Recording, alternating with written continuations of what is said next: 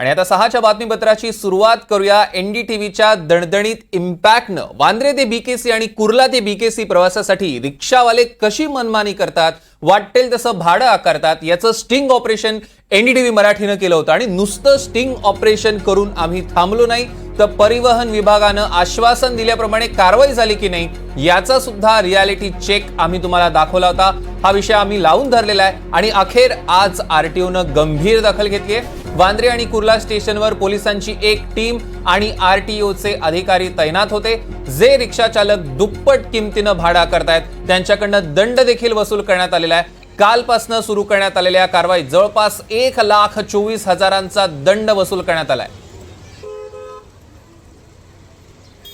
या कारवाईचा आढावा घेतलाय आमच्या प्रतिनिधी जुई जाधव यांनी।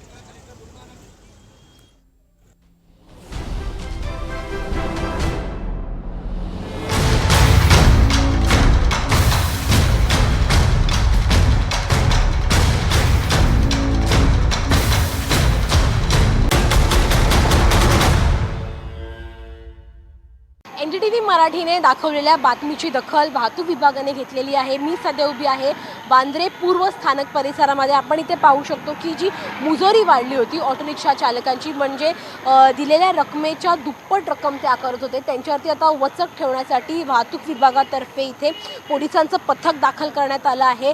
पोलिसांचं इथे एक पथक इथेच असणार असल्याची माहिती देखील त्यांनी दिली आहे।